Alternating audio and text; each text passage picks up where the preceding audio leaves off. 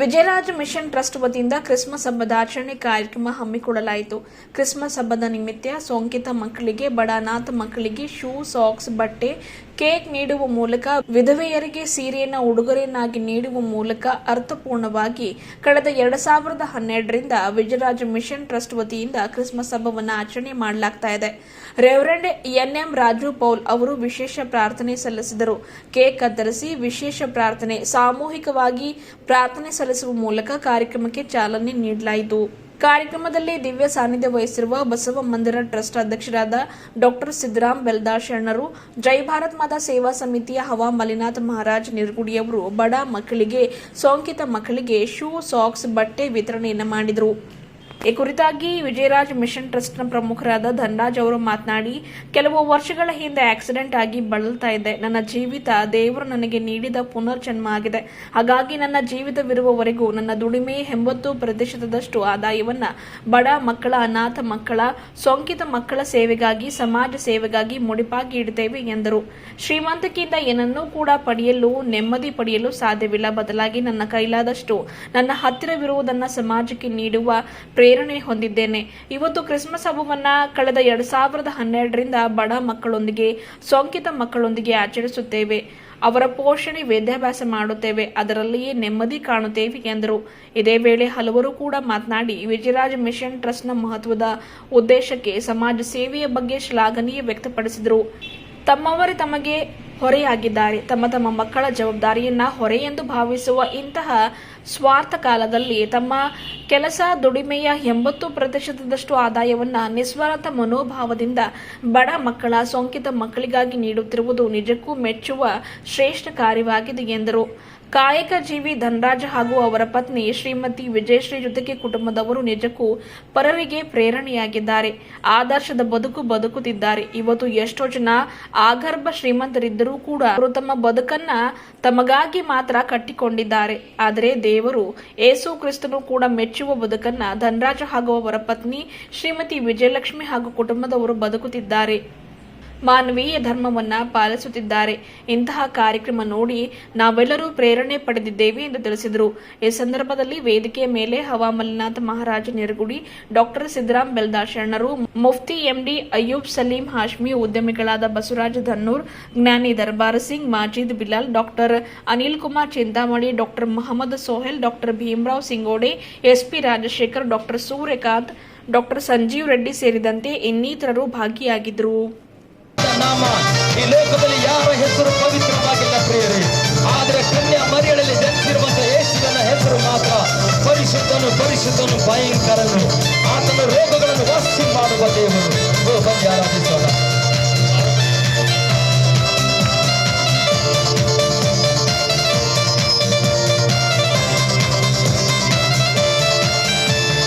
ಪಾಪ ಪರಿಹಾರಕ್ಕಾಗಿ ಪಾಪಿಗಳ ಹೊರಗೆ ಕರುಣಿಗೆ ಬಂದ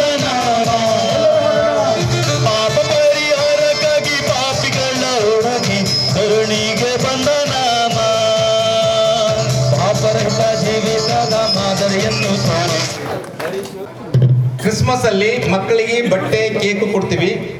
2ನೇ ಕಾರ್ಯಕ್ರಮ ಜೂನ್ ತಿಂಗಳಲ್ಲಿ ಮಕ್ಕಳಿಗೆ ಬ್ಯಾಗು, ನೋಟ್ಬುಕ್ ಕೊಡ್ತೀವಿ. ಈ ಬಂದಂತ ಎಲ್ಲ ಬಡ ಮಕ್ಕಳು, ಸೋಂಕಿತ ಮಕ್ಕಳು, ಇದರಿಂದ ದೇವರು ಕೊಟ್ಟಂತ ಭಾರ ಮಕ್ಕಳೊಟ್ಟಿಗೆ ಹಬ್ಬ ಆಚರಿಸಬೇಕನ್ನೋ ಒಂದು ಆಸೆ ನಮಗಿದೆ.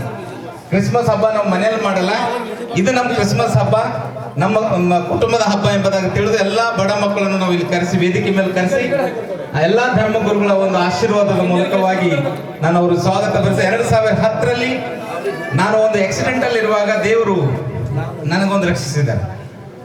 ಆ ಒಂದು ನಿಮಿತ್ತವಾಗಿ ಪ್ರತಿ ಕ್ರಿಸ್ಮಸ್ ನಾನು ಇದು ಮಾಡ್ತೀನಿ. ನಾನು ಈ ಕ್ರಿಸ್ಮಸ್ಗೆ ಯಾವುದೇ ಡೊನೇಷನ್ ತಗೊಳ್ಳಲ್ಲ, ಯಾವುದೋ ಚಂದ ಮಾಡಲ್ಲ. ನಾನು ದುಡಿದು ಕಷ್ಟಪಟ್ಟು ಬಂದಿದ್ದ ದುಡ್ಡು 70 to 80% ದುಡ್ಡು ನಾನು ಇದು ಖರ್ಚು ಮಾಡ್ತೀನಿ. ಆದ್ರೆ ಇವತ್ತಿನ ದಿನದಲ್ಲಿ ಕೇಳಿದಂಥ ಸಾಹೇಬರು ಕೂಡ ಅಂದ್ರೆ ನಾವು ಏನು ಕೊಡ್ಬೇಕಂತ, ನಾನು ಏನು ಬರ್ಬೇಕಂತ ಅಂದಾಗ ನಮ್ಮ ಬಸವರಾಜ್ ಧನ್ನೂರ್ ಸರ್ ಸ್ಪೆಷಲಿ ಅವ್ರಿಗೆ ಸಮಯ ಇಲ್ಲ. ಅವ್ರ ಕಾರ್ಯಕ್ರಮಗಳು ಬಿಟ್ಕೊಟ್ಟು ಬಂದ್ರೆ ನಾನು ನಿಜವಾಗ್ಲೂ ತಾಡ್ಕೊಳ್ಳೋಕ್ಕಂತ ಇದು ಆಗ್ತಾಯಿಲ್ಲ. ಆದರೂ ಕೂಡ ನನಗೊಂದು ಖುಷಿದಿಂದ. ಆಮೇಲೆ ಅಪ್ಪವರು ಅವರು ಕೂಡ ತುಂಬ ಬ್ಯುಸಿ. ಸೊ ಬಸವ ಮಂಟಪ ನೀವು ಕೇಳಿರ್ಬೋದು, ಬಸವ ಮಂಟಪದ ಅಧ್ಯಕ್ಷರಿದ್ದಾರೆ ಅಪ್ಪವರು. ಅವರು ತುಂಬ ಬ್ಯುಸಿಗಳು, ನಮ್ಮ ಸಮಯ ಕೊಟ್ಟಿದ್ದಾರೆ. ಅದರ ಒಂದು ಕಿರುಣೆಯಾಗಿ ನಾವು ನಮ್ಮ ಒಂದು ಸಭೆ ವಿಜಯರಾಜ್ ಮಿಷನ್ ವತಿಯಿಂದ ನಾವು ಸ್ವಾಗತ ಬಯಸಲಿಕ್ಕಿದ್ದೇವೆ.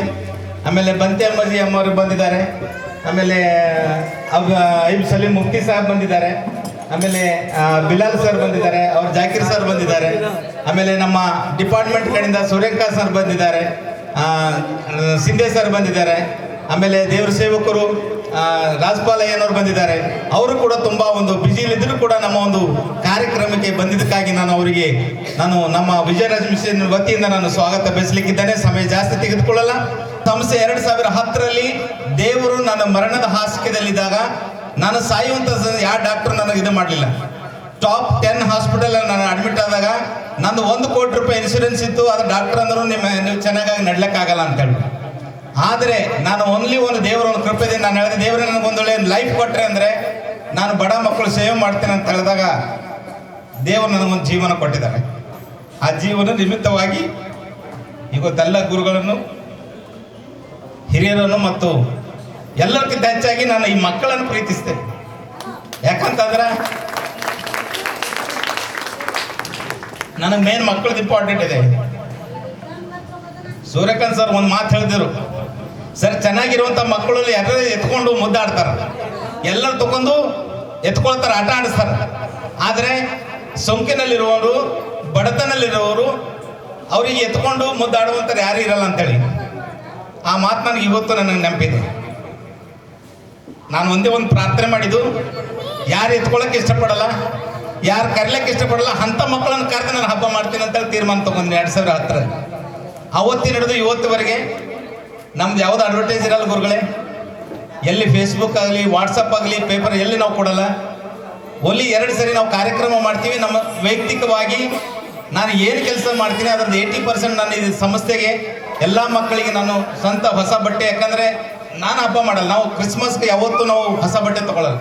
ನಾನಾಗಿರ್ಬೋದು, ನಮ್ಮ ಮಿಸ್ಸಸ್ ಆಗಿರ್ಬೋದು, 2 ಮಕ್ಕಳು ಹೊಸ ಬಟ್ಟೆ ತೊಗೊಳ್ಳಲ್ಲ.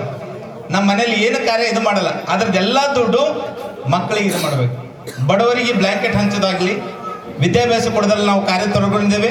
ಅದಕ್ಕೆ ನಮ್ಮ ಡಿಪಾರ್ಟ್ಮೆಂಟ್ದವ್ರು ಕೂಡ ಬಹಳ ಸಹಕಾರ ಮಾಡ್ತಾರೆ. ಯಾರಾದ್ರೂ ಮಕ್ಕಳು ಬಂದ್ರೆ ಅವ್ರು ಕರೀತಾರೆ, ಸರ್ ಈ ಥರ ಮಕ್ಕಳಿದ್ದಾರೆ, ನಿಮ್ಮಿಂದ ಏನೋ ಸಹಾಯ ಮಾಡ್ರಿ ಅಂತೇಳಿ. ಆದರೆ ಅದು ಆ ಕಾರಿಗೆ ನೋಡಿದಾಗ ನಾನು ಭಾಳ ಇದು ಮಾಡ್ತಿದ್ದೆ. ನಮ್ಮ ಊರಾಗ ಓನ್ಲಿ ಒಂದೇ ಕಾರ್, ಬಸ್ ಇದ್ದಿಲ್ಲ, ಏನಿದ್ದಿಲ್ಲ. ಆದರೆ ಆ ಕಾರಿಗೆ ನೋಡಿ ನನಗೆ ಇನ್ಸ್ಪಿರೇಷನ್, ನಾನು ಯಾವತ್ತು ತೊಗೋಬೇಕು ಕಾರ್ ಅಂತೇಳಿ. ಬಟ್ 2008ರಲ್ಲಿ ನಾನು ಮೊಟ್ಟ ಮೊದಲನೇದ ಕಾರ್ ತೊಗೊಂಡು ನಾನು 17 ಲಕ್ಷ ರೂಪಾಯಿ ಕೊಟ್ಟು ಆ ಕಾರ್ ತೊಗೊಂಡಾಗ ಚೆನ್ನಾಗಿ ಲೈಫ್ ಇದು ಮಾಡುವಾಗ 2010ರಲ್ಲಿ ನಂದು ಯಾವ ಆಕ್ಸಿಡೆಂಟ್ ಆಯಿತು, ನನ್ನ ಕಾರು, ಮನಿ ಎಲ್ಲ ಮಾರಿಬಿಟ್ಟು ನಾನು ತಿಳ್ಕೊಂಡೆ, ಒಂದು ಪ್ಯಾಂಟು, ಒಂದು ಅಂಗಿ ಇದ್ರೆ ಸಾಕು, ಇರುವವರೆಗೆ ಚಿಕ್ಕ ಮಕ್ಕಳನ್ನು, ಅನಾಥ ಮಕ್ಕಳನ್ನು, ಸೋಂಕಿತ ಮಕ್ಕಳನ್ನು ನಾನು ಸಹಾಯ ಮಾಡ್ಬೇಕಂತೇಳಿ ಬೆಂಗಳೂರಲ್ಲಿದ್ದಂಥ ನನ್ನ ಮನೆ, ಪ್ರಾಪರ್ಟಿ, ನನ್ನ ಕಾರು ಎಲ್ಲ ಮಾರಿಬಿಟ್ಟು ಸಿಂಪಲ್ ಆಗಿ ನಾನು ಬಂದ್ಬಿಟ್ಟು ಮಕ್ಕಳ ಜೊತೆ ಹಬ್ಬ ಆಚರಿಸುವಂಥ ದೇವ್ರು ನನಗೊಂದು ಕೃಪೆ ಕೊಟ್ಟಿದ್ದಾರೆ. ಆದ್ರೆ ಇವತ್ತಿನ ಅವ್ರು ನಮ್ಮ ಮಧ್ಯದಲ್ಲಿ ಬಂದಿದ್ದಾರೆ. ಅವರು ಮಕ್ಕಳು ಎಷ್ಟು ಕೆಲಸದಲ್ಲಿ ಇದ್ದರೂ ಕೂಡ ಅವ್ರು ನಮಗೆ ಬಂದುಬಿಟ್ಟು ವಿಶೇಷವಾಗಿ ಕೇಕ್ಗಳು ತಂದಿದ್ದಾರೆ. ಮಾತ್ರವಲ್ಲದೆ ಸಂಜೀವ್ ರೆಡ್ಡಿ, ಡಾಕ್ಟರ್ ಸಂಜೀವ್ ರೆಡ್ಡಿ ಅವರು ಕೂಡ ಬೀದರ್ ಡಿಸ್ಟಿಕಲ್ಲಿ ಟಾಪ್ ಡಾಕ್ಟರ್ ಇದ್ದಾರೆ. ಅವರು ಸಮಯ ಇಲ್ಲದ ಕಾರಣದಿಂದ ಅವ್ರು ಏನು ಮಾಡಿದ್ದಾರೆ ಅಂದ್ರೆ ಕೇಕ್ ಸ್ವೀಟ್ ಬಾಕ್ಸ್ ಕಳಿಸ್ಕೊಟ್ಟಿದ್ದಾರೆ. ಮಕ್ಕಳಿಗೆ ನಾನು ಏನು ಕೊಡಲಿ ಸರ್, ನಾನು ದುಡ್ಡು ಹಾಕ್ತೀನಿ, ನಾನು ಸರ್ ದುಡ್ಡು ನಾನು ತೊಗೊಳ್ಳಲ್ಲ. ಯಾಕಂದ್ರೆ ನನ್ನ ಉದ್ದೇಶ ದುಡ್ಡು ತೊಗೊಳ್ಳೋಂಥದ್ದಲ್ಲ. ನನ್ನ ಉದ್ದೇಶ ಮಕ್ಕಳಿಗೆ ಪ್ರೀತಿ ಮಾಡಿದೆ. ನನಗೆ ದೇವ್ರ ಶಕ್ತಿ ಕೊಟ್ಟಿದೆ. ನಾನು ಒಂದೇ ಒಂದು ಕೇಳ್ಕೊಂಡು ನನಗೊಂದು ಶಕ್ತಿ ಕೊಡು ದೇವ್ರೆ, ನಾನು ದುಡಿತೀನಿ, ನನ್ನ ಮಕ್ಕಳಿಗೆ ನಾನು ಮಾಡಿದೆ, ನಾನು ದುಡ್ಡು ತೊಗೊಂಡು ಇದು ಮಾಡೋಂಥದ್ದಲ್ಲ. ಆದರೆ ಅವ್ರು ನಾನು ಖುಷಿದಿಂದ ತರ್ತೀವಿ ಅಂತಂದಾಗ ನೀವು ಏನಾದರೂ ತೊಗೊಂಡ್ಬರ್ರಿ, ದೇವ್ರು ನಿಮ್ಗೆ ಏನು ತರ್ತಾರೆ ಅಂತಂದ್ರೆ, ಇವನ್ ಬಸವರಾಜ್ ಧನ್ನೂರ್ ಸರ್ ಕೂಡ ನಾನು ಅದೇ ಅಂದಿನಿ, ನಾನು ಏನು ಕೊಡ್ರಿ ಅಂತ. ಸರ್ ನಾನು ದುಡ್ಡು ತೊಗೊಳ್ಳಲ್ಲ ಅಂತ ಹೇಳಿನಿ. ಯಾಕಂದರೆ ದುಡ್ಡು ಮನುಷ್ಯನಿಗೆ ಸಮಾಧಾನ ಕೊಡಲ್ಲ. ಸಮಾಧಾನ ಕೊಡೋದು ಗೊತ್ತಾ, ನಾವು ಮಾಡುವಂಥ ಒಂದು ಒಳ್ಳೆ ದಾನ ಧರ್ಮ. ಈಗ ಧರ್ಮಗಳು ಅಂತಂದರೆ ಒಂದು ಒಳ್ಳೆ ಕಾರ್ಯಗಳು. ನಾನು ಹೆಚ್ಚಿಗೆ ಹೇಳ್ಕೊಳ್ಳಲ್ಲ, ಅಪ್ಪನವರು ಒಂದು 4 ಮಾತಾಡ್ತಾರೆ. ಅದಕ್ಕೋಸ್ಕರ ವಿಶೇಷವಾಗಿ ಒಂದು ಸಣ್ಣ ಕಾರ್ಯಕ್ರಮಕ್ಕಿಂತಲೂ ಈ ಕಾರ್ಯಕ್ರಮದ ವ್ಯಾಪ್ತಿ ಬಹಳ ದೊಡ್ಡದಿದೆ ಅಂತ ನಾನು ಭಾವಿಸಿದ್ದೀನಿ. ಯಾಕಂದರೆ ಗಾತ್ರದಲ್ಲಿ ಸಣ್ಣದಿರ್ಬೋದು, ಆದರೆ ಇದು ಮಾನವೀಯ ಮೌಲ್ಯಗಳನ್ನು ಕಲಿಸ್ತಕ್ಕಂಥ, ಈ ದೇಶಕ್ಕೆ, ಈ ಜಗತ್ತಿಗೆ ಒಂದು ಒಳ್ಳೆಯ ಸಂದೇಶ ಕೊಡ್ತಕ್ಕಂಥದ್ದು ಅಂತ ನಾನು ಭಾವಿಸಿದ್ದೀನಿ ಕಾರ್ಯ. ಯಾಕಂದರೆ ನಮ್ಮ ಧನರಾಜವರು ನೋಡಿದರೆ ನನಗೆ ಭಾಳ ಆಶ್ಚರ್ಯ ಆಯಿತು.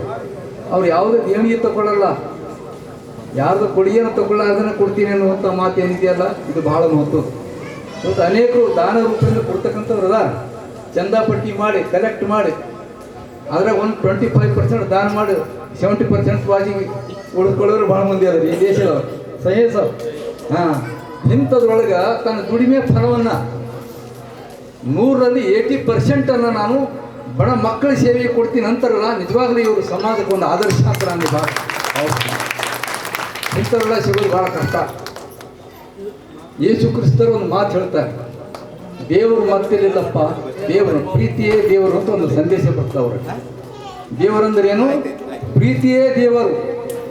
ನಾನು ಅವ್ರಿಗೆ ಅಧ್ಯಯನ ಮಾಡಿದಾಗ ಒಂದು ಒಳ್ಳೆ ನುಡಿ ನನ್ನ ಎಲ್ಲಕ್ಕಿಂತ ಹೆಚ್ಚು ಭಾಳಷ್ಟು ಅದಾವ, ಇದು ಭಾಳ ಹಿಡಿಸಿದ್ದು ನನಗೆ. ದೇವರಂದರೆ ಪ್ರೀತಿ. ಈಗ ನೀವು ಮಗು ಹುಟ್ಟಿದಾಗ ತಾಯಿ ಪ್ರೀತಿ ಕೊಡ್ತಾಳೆ, ಆ ತಾಯಿಯ ಹೃದಯದಲ್ಲಿರುವಂಥ ಪ್ರೀತಿನೇ ಆ ಮಗುವಿಗೆ ದೇವರು. ಕಷ್ಟದಲ್ಲಿದ್ದಂಥವ್ರು, ಅಂಗವಿಕಲರಿದ್ದಂಥವ್ರು, ರೋಗಿಗಳಿಗೆ ಯಾರು ಸೇವೆ ಮಾಡ್ತಾರೆ ಅವ್ರಿಗೆ ಇರುವಂಥ ಪ್ರೀತಿನೇ ದೇವರು. ಆ ರೀತಿಯಾಗಿ ವಿವಿಧ ರೀತಿಯಲ್ಲಿ ಇನ್ನೊಬ್ಬರ ಪ್ರೇಮ ಮಾಡೋದ ಕಲಿ ಅಂತನ್ನುವಂಥದ್ದನ್ನು ಯೇಸು ಕ್ರಿಸ್ತರು ಜಗತ್ತಿಗೆ ಸಾರಿದ್ದಾರೆ. 2 ಸಂದೇಶ ಅವ್ರು ಕೊಟ್ಟು ಭಾಳ ಮುಖ್ಯ ಅದರ.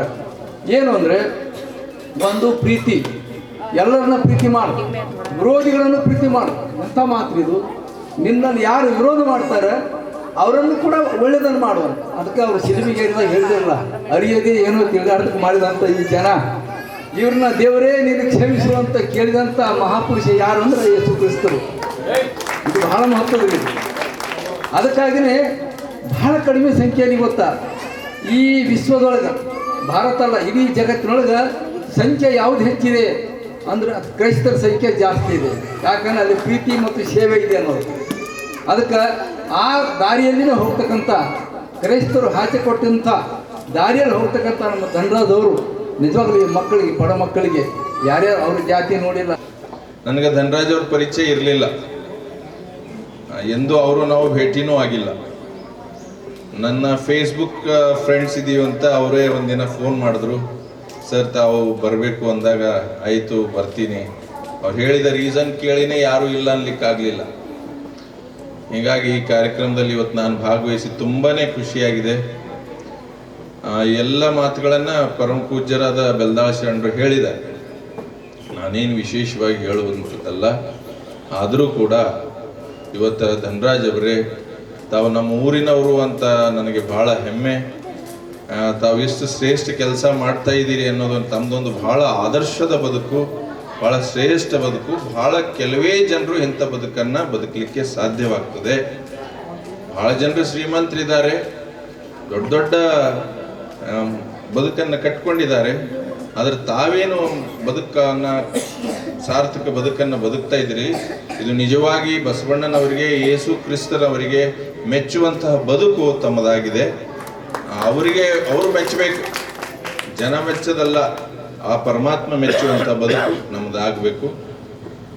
ಬಸವಣ್ಣವ್ರು ಒಂದು ವಚನ ಹೇಳ್ತಾರೆ, ಕಾಗೆ ಒಂದಗುಳ ಕಂಡಡೆ ಕೂಗಿ ಕರೆಯದೆ ತನ್ನ ಕುಲವನ್ನೆಲ್ಲವ, ಕೋಳಿ ಒಂದು ಕುಟುಕ ಕಂಡಡೆ ಕೂಗಿ ಕರೆಯದೆ ತನ್ನ ಬಳಗವನ್ನೆಲ್ಲವ, ಭಕ್ತಿ ಪಕ್ಷವಿಲ್ಲದಿದ್ದಡೆ ಕಾಗೆ ಕೋಳಿಗಳಿಗಿಂತ ಕರಕಷ್ಟ ನರನ ಬಾಳುವೆ ಅಂತ.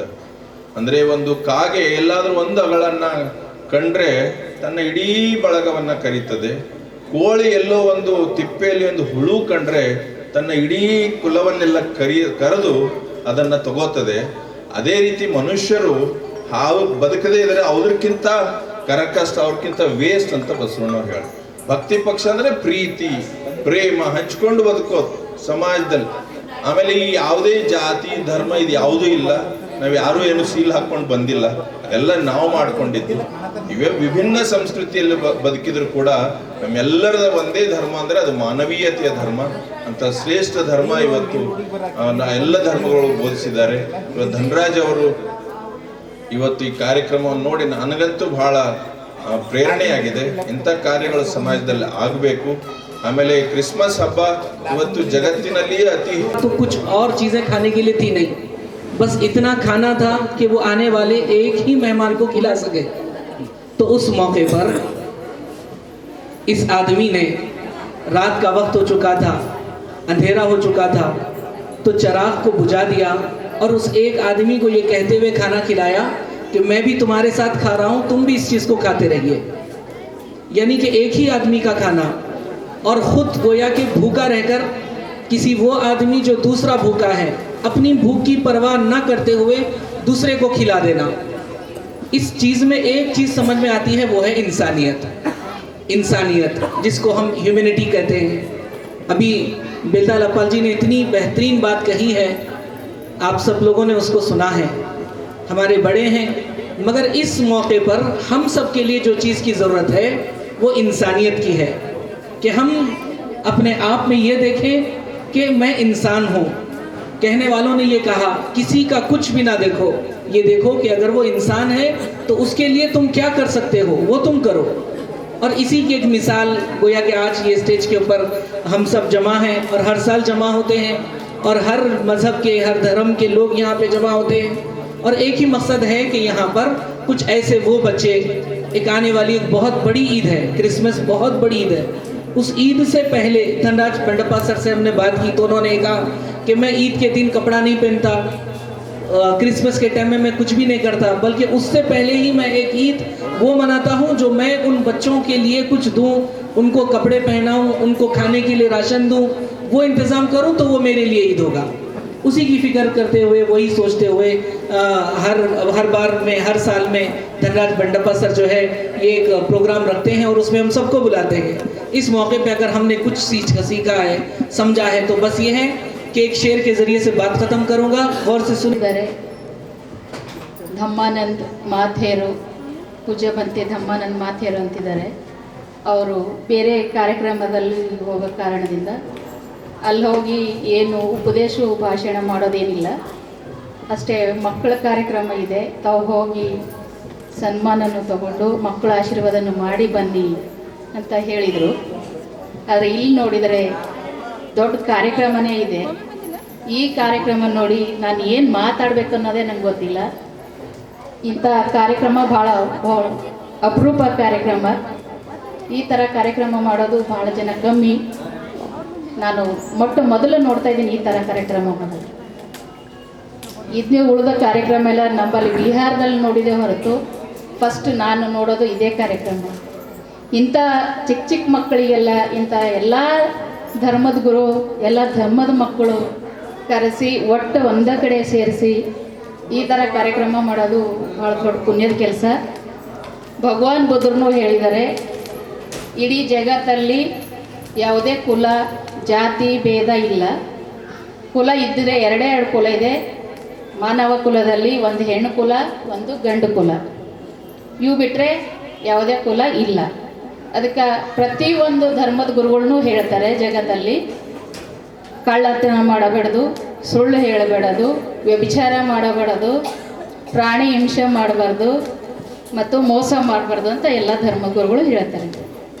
ಅದೇ ಥರ ನಮ್ಮ ಗುರುಗಳನ್ನು ಹೇಳಿದ್ದಾರೆ. ಬುದ್ಧನೂ ಕೂಡ ಅದೇ ಹೇಳಿದ್ದಾರೆ, ಬಸವಣ್ಣನೂ ಕೂಡ ಅದೇ ಹೇಳಿದ್ದಾರೆ, ಯೇಸು ಕ್ರಿಸ್ತ ಕೂಡ ಅದೇ ಹೇಳಿದ್ದಾರೆ. ನಾವು ಜಗತ್ತಲ್ಲಿ ಬಾಳಿ ಬದುಕಿ ಸುಖದಾದ ಜೀವನವನ್ನು ನಡೆಸಬೇಕಂದ್ರೆ ಕಳ್ಳತನ ಮಾಡಬಾರ್ದು, ಸುಳ್ಳು ಹೇಳ. దేవర నామకి స్తోత్రవాగలి. మచిది యొక్క వేదిక మీద ఉన్నటువంటి మత గురువులందరినీ బట్టి నేను దేవుడికి వందనాలు తెలియజేస్తున్నాను. ವಿಶೇಷವಾಗಿ ಧರ್ಮದ ಎಲ್ಲ ಧರ್ಮ ಗುರುಗಳನ್ನು ವೇದಿಕೆ ಮೇಲೆ ಬಂದಿದ್ದಕ್ಕಾಗಿ ನಾನು ಅವರೆಲ್ಲರಿಗೂ ನಾನು ವಂದಿಸುವಂತನಾಗಿದ್ದೇನೆ. రియల్గా ఇది ఒక క్రిస్టియన్ ప్రోగ్రామ్ అయినప్పటికీ కూడా ಇದು ಕ್ರೈಸ್ತ ಪ್ರೋಗ್ರಾಮ್ ಆಗಿದ್ದರೂ ಕೂಡ ಎಲ್ಲ ಧರ್ಮದವರು ಬಂದಿದ್ದು ಬಹಳ ಸಂತೋಷ. మరి యొక్క సంస్థను ప్రేమించి వచ్చిన మత గురువులందరూ, వేదిక మీద ఉన్న గురువులందరికీ నా హృదయపూర్వకపు ధన్యవాదాలు. ಸೊ ವೇದಿಕೆ ಮೇಲೆ ಬಂದಂಥ ಧರ್ಮ ಗುರುಗಳನ್ನು ಮತ್ತು ನಿಮ್ಮೆಲ್ಲರನ್ನು ನಾನು ವಂದಿಸುವಂತನಾಗಿದ್ದೇನೆ. ధనరాజు గారు చేస్తున్నటువంటి యొక్క పరిచర్య, ಧನರಾಜ್ ಅವರು ಮಾಡುವಂಥ ಈ ಒಂದು ಸೇವೆ చాలా అద్భుతమైనటువంటి పరిచర్య. ఇది ಒಂದು ಅದ್ಭುತವಾದಂಥ ಒಂದು ಸೇವೆ ಆಗಿದೆ. చాలా రిస్క్తో కూడినటువంటి పరిచర్య. ಇದು ರಿಸ್ಕ್ ಅಲ್ಲಿ ಮಾಡುವಂಥ ಸೇವೆ ಕೂಡ ಇದೆ. ఈ రోజులలో ఎవరి కుటుంబం వారే చూసుకుంటారు తప్ప, ಈ ದಿನಗಳಲ್ಲಿ ಅವರವರ ಕುಟುಂಬ ಅವರು ನೋಡುವಂಥ ದಿನಗಳಾಗಿದೆ. ఎవరి ఫ్యామిలీ వారికి ఉంటుంది, ಇನ್ನ ಬೇರೆ ಅವರ ಭಾರಗಳು ಅವ್ರಿಗಾಗಿದೆ. ఎవరి పిల్లలు వారికి ఉంటారు, ಯಾರ ಮಕ್ಕಳು ಅವರಿಗಿದ್ದಾರೆ, వారి పిల్లలను వారు చదివించుకొని డెవలప్ చేయటం మీదనే కాన్సన్ట్రేషన్ చేస్తారు. ಅವರ ಮಕ್ಕಳಿಗೆ ವಿದ್ಯಾಭ್ಯಾಸ ಕೊಡಿಸುವುದರಲ್ಲಿ ಅವರು ತೊಡಗಿಕೊಳ್ಳುತ್ತಾರೆ. అంతేగాని దారిన పోయేటువంటి వారిని, అనాథల గురించి పట్టించుకునేవారు చాలా తక్కువ. ಆದರೆ ಅನಾಥ ಮಕ್ಕಳನ್ನು, ದಾರಿಯಲ್ಲಿ ಹೋಗುವಂತ ಮಕ್ಕಳನ್ನು ನೋಡಿಕೊಳ್ಳುವಂಥದ್ದು ಬಹಳ ಕಷ್ಟ. ఆ ప్రేమ అందరికి ఉండదు, ಆ ಒಂದು ಪ್ರೀತಿ ಯಾರಿಗಿರುವುದಿಲ್ಲ, పెట్టే మనసు కూడా అందరికి ఉండదు. ಸೊ ಆ ಆ ಒಂದು ಮನಸ್ಸು ಕೂಡ ಯಾರಿಗೆ ಇರುವುದಿಲ್ಲ. అలాంటి అడ్మినిస్ట్రేషన్ జరిగించాలన్నా కూడా చాలా రిస్క్. ಆ ಒಂದು ಕಾರ್ಯಕ್ರಮ ಮಾಡಬೇಕಂದ್ರೂ ಕೂಡ ಸ್ವಲ್ಪ ಕಠಿಣ ಆಗಿದೆ. అటు కొన్నిసార్లు గవర్నమెంట్ తో రిస్క్ అవుతుంది, కొన్నిసార్లు సమాజంతో కూడా రిస్క్ అవుతుంది. ಸೊ ಸರ್ಕಾರದಿಂದ ಮತ್ತು ಸಮಾಜದಿಂದ ಕೂಡ ಕೆಲವೊಂದು ಅಭ್ಯಂತರಗಳು ಬರ್ತವೆ. ఎన్నో రకాల ప్రాబ్లమ్స్ ఎదుర్కోవాలి. ಸೊ ಇದಕ್ಕೆ ಬಹಳ ಸಮಸ್ಯೆಗಳು ಎದುರು ನೋಡಿಸಬೇಕಾಗಿರ್ತದೆ. ఇప్పుడు మాలాంటి ఒక చర్చి నడపాలంటే చాలా ఈజీ, చర్చికి ఏ ప్రాబ్లం ఉండదు. ಸೊ ನಾವು ಸಭೆ ನಡೆಸಬೇಕಾದ್ರೆ ಯಾವ ಸಮಸ್ಯೆಗಳು ಇರುವುದಿಲ್ಲ. కానీ ఇట్లాంటి ఆర్ఫనేజ్లు నడిపించాలంటే మాత్రం చాలా కష్టం. ಸೊ ಈ ತರ ಒಂದು ಕಾರ್ಯಕ್ರಮ ಮಾಡಬೇಕಾದ್ರೆ ಬಹಳ ಕಷ್ಟವಾಗಿರ್ತದೆ. ఎవ్రీ మంత్ చాలా ఎక్స్పెన్స్ అవుతుంది. ಪ್ರತಿ ತಿಂಗಳ ಬಹಳ ಒಂದು ಖರ್ಚು ಕೂಡ ಇರ್ತದೆ. మరి ఎక్స్పెన్స్ అనేది మన కంటికి కనపడదు. ಸೊ ಈ ನಾವು ಮಾಡುವಂತ ಖರ್ಚು ನಮ್ಗೆ ಗೊತ್ತಾಗೋದಿಲ್ಲ. ఈ రోజు ఒక కుటుంబం బ్రతకాలంటేనే మినిమం 20,000 అవుతుంది. ಸೊ ಈ ಒಂದು ಕುಟುಂಬ ಜೀವಿಸಬೇಕಾದ್ರೆ ಸುಮಾರು ಒಂದು 20,000 ರೂಪಾಯಿ ಬೇಕು. అలాంటిది ఇంతమంది పిల్లలకు పోషణ చేయాలి, వాళ్ళని బ్రతికించాలంటే ఎంత ఖర్చు అవుతుందో మీరు ఆలోచించాలి. ಸೊ ಈ ತರ ಮಕ್ಕಳನ್ನು ನೋಡ್ಕೊಳ್ಳುವಂಥದ್ದು ಅದರ ಖರ್ಚು ವೆಚ್ಚ ಎಷ್ಟಾಗ್ತದೆ ಎಂಬುದಾಗಿ ನೀವು ನೋಡ್ಕೊಳ್ಬಹುದು. మరి అది ఆ విధముగా ధనరాజు గారికి ఇచ్చినటువంటి మనసును బట్టి నేను దేవుడికి వందనాలు చెప్తున్నాను. ಸೊ ಧನರಾಜ್ ಅಯ್ಯನವರಿಗೆ ಕೊಟ್ಟಂತ ಈ ಮನಸ್ಸಿಗಾಗಿ ದೇವರಿಗೆ ನಾನು ವಂದಿಸುತ್ತೇನೆ. ఈ ధనరాజు గారికి దేవుడు ఇచ్చినటువంటి మనసు అది. ಇದು ಧನರಾಜ್ ಅವರಿಗೆ ದೇವರು ಕೊಟ್ಟಂತ ಒಂದು ಮನಸ್ಸಾಗಿದೆ. యేసుక్రీస్తుది కూడా అలాంటి మనసే. ಸೊ ಯೇಸು ಸ್ವಾಮಿದು ಕೂಡ ಅದೇ ತರ ಒಂದು ಮನಸ್ಸಾಗಿದೆ. యేసు భూలోకములో ఉన్నప్పుడు, ಯೇಸು ಈ ಲೋಕದಲ್ಲಿರುವಾಗ ఆయన దగ్గరికి వచ్చినటువంటి వారిని ఎవరిని కూడా ఏది కూడా లేదు అనే మాట అనలేదు. ಸೊ ಅವರ ಹತ್ತಿರ ಬರುವಂತ ಪ್ರತಿಯೊಬ್ಬರಿಗೆ ಇಲ್ಲ ಎಂಬುದಾಗಿ ಹೇಳಲಿಲ್ಲ. ఆయన దగ్గరికి రకరకాల మనుషులు వచ్చారు. ಸೊ ಆತನ ಹತ್ತಿರ ಸುಮಾರು ಜನಗಳು, ಬೇರೆ ಬೇರೆ ಜನಗಳು ಬಂದಿದ್ದಾರೆ. మొట్టమొదట ఒక గుడ్డివాడు వచ్చాడు. ಸೊ ಮೊಟ್ಟ ಮೊದಲ ಒಬ್ಬ ಕುರುಡನು ಬಂದಿದ್ದಾರೆ. చాలా సంవత్సరాల నుంచి గుడ్డితనం ఉంది అతనికి. ಸೊ ಆತನಿಗೆ ಸುಮಾರು ವರ್ಷಗಳಿಂದ ಕಣ್ಣುಗಳಿರಲಿಲ್ಲ. బైబిల్ ఏం చెప్తుందంటే అతను పుట్టుకతో గుడ్డివాడని. ಸೊ ಸತ್ಯವೇದ ಹೇಳುತ್ತದೆ ಆತನು ಹುಟ್ಟಿದಿಂದ ಅವನ ಕುರುಡನಾಗಿದ್ದನು ಎಂಬುದಾಗಿ. ఆయన యేసుప్రభు దగ్గరికి వచ్చి గుడ్డివాడను, నజరేడా నన్ను ముట్టు అని నన్ను బాగు చేయమని కోరాడు. ಸೊ ಯೇಸು ಸ್ವಾಮಿ ಹೋಗುವುದನ್ನು ನೋಡಿ, ದೇವರೇ ನಾನು ಕುರುಡನಾಗಿದ್ದೆ. ವಿಶೇಷವಾಗಿ ಒಂದು ಕ್ರಿಸ್ಮಸ್ ಹಬ್ಬದ ನಿಮಿತ್ತವಾಗಿ ವಿಜಯರಾಜ್ ಮಿಷನ್ ಟ್ರಸ್ಟ್ ವತಿಯಿಂದ ನಾವು ಬಂದಂಥ ಎಲ್ಲ ಅತಿಥಿಗಳಿಗೂ, ಗಣ್ಯ ವ್ಯಕ್ತಿಗಳಿಗೂ, ಧರ್ಮದ ಗುರುಗಳಿಗೂ, ವಿಶೇಷವಾಗಿ ಮಾಧ್ಯಮ ವರ್ಗದವರಿಗೂ ನಾವು ಹೊಸ ವರ್ಷ ಮತ್ತು ಕ್ರಿಸ್ಮಸ್ ಹಬ್ಬದ ಶುಭಾಶಯಗಳು ಕೋರುತ್ತಾ, ಈ ವಿಜಯರಾಜ್ ಮಿಷನ್ ಟ್ರಸ್ಟ್ ಪ್ರತಿ ವರ್ಷ ಮಾಡುವ ಪ್ರಕಾರವಾಗಿ ಬಡ ಮಕ್ಕಳನ್ನು ಮತ್ತು ಅನಾಥ ಮಕ್ಕಳನ್ನು ನಾವು ವಿಜಯರಾಜ್ ಮಿಷನ್ ವತಿಯಿಂದ ಅವರನ್ನು ನಾವು ವಿದ್ಯಾಭ್ಯಾಸ ಆಗಿರ್ಬೋದು, ಎಜುಕೇಷನ್ ಆಗಿರ್ಬೋದು, ಹೆಲ್ತ್ ಆಗಿರ್ಬೋದು ನಾವು ನೋಡ್ಕೊಳ್ತಾ ಇದ್ದೀವಿ. ಈ ಮಕ್ಕಳನ್ನು ಸುಮಾರು ಒಂದು 2012ರಿಂದ ನಾವು ಇಲ್ಲಿ ಮಾಡ್ತಾಯಿದ್ದೀವಿ. ದೇವರು ಕೊಟ್ಟಂಥ ಒಂದು ಕೆಲಸ, ಒಂದು ಪ್ರೀತಿ, ಅದರ ನಿಮಿತ್ತವಾಗಿ ನಾವು ಈ ಒಂದು ಕಾರ್ಯನ ನಾವು ಮಾಡ್ತಾಯಿದ್ದೀವಿ. ಬಂದಂಥ ನಿಮ್ಮೆಲ್ಲರಿಗೂ, ಅತಿಥಿ ವರ್ಗದವರಿಗೂ ನಾನು ಮತ್ತೊಮ್ಮೆ ನನ್ನ ಹೃದಯಪೂರ್ವಕವಾಗಿ ವಿಜಯರಾಜ್ ಮಿಷನ್ ವತಿಯಿಂದ ನಾನು ಸ್ವಾಗತವನ್ನು ಬಯಸುವಂತನಾಗಿದ್ದೇನೆ. ಕೆಲವೊಂದು ಮಕ್ಕಳು ಮೇಡಮ್, ಯಾಕಂದರೆ ಸೋಂಕಿತ ಮಕ್ಕಳಿದ್ದಾರೆ, ಆ ಮಕ್ಕಳು ಕೆಲವೊಂದು ಕಾರಣಾಂತರದಿಂದ ಅವರು ಮೃತ್ಯು ಹೊಂದಿದ್ದಾರೆ. ಸೊ ಆ ಥರ ಮಕ್ಕಳು ನಾವು ನೋಡೋಕ್ಕಂಥ ಭಾಗ್ಯ ಸಿಗಲಿಲ್ಲ, ಗುರುತಿಲ್ಲ ಎಷ್ಟು ಜನ ಇರ್ತಾರೆ ಅಂತೇಳಿ. ಆದರೆ ಈ ಒಂದು ಭಾಗ್ಯ ದೇವರು ನಮ್ಗೆ ಕೊಟ್ಟಿದ್ದಾನೆ. ಆದರೆ ಇರುವಂಥ ಮಕ್ಕಳಿಗೆ ನಾವು ಎಷ್ಟು ದಿವಸ ಈ ಲೋಕದಲ್ಲಿ ಇರ್ತೀವೋ ಅವರಿಗೆ ಒಂದು ಪ್ರೀತಿ ತೋರಿಸ್ಬೇಕನ್ನೋ ಒಂದು ಆಸೆ ನಮಗಿದೆ. ಯಾಕಂದರೆ ಮಕ್ಕಳು ಎಷ್ಟು ದಿವಸ ಇರ್ತಾರೆ ಅಂತ, ಯಾಕಂದರೆ ಅವರು ಸೋಂಕದಿಂದ ಅದು ವಿಟಮಿನ್ ಕಡಿಮೆಯಿಂದ ಇರ್ತಾರೆ. ಆದರೆ ಕೆಲವೊಂದು ಮಕ್ಕಳಿಲ್ಲ. ಸೊ ಅವರು ಲೋಕವನ್ನು ತ್ಯಜಿಸೋದ್ರೆ, ಆದರೂ ಕೂಡ ಇದ್ದಂಥ ಮಕ್ಕಳಿಗೆ ದೇವರ ಪ್ರೀತಿ ತೋರಿಸುವಂಥ ಭಾಗ್ಯ ದೇವರು. ಇವಾಗ ನಮ್ಮ ಹತ್ರ 70 ಮಕ್ಕಳಿದ್ದಾರೆ ಮೇಡಮ್. 70 ಮಕ್ಕಳನ್ನು ನಾವು ಅವ್ರಿಗೆ ವಿದ್ಯಾಭ್ಯಾಸ ಆಗಿರ್ಬೋದು, ಅವರ ಪ್ರತಿಯೊಂದು ಅವಶ್ಯಕತೆಗಳನ್ನು ನಾವು ಕೊಡ್ತಾಯಿದ್ದೀವಿ.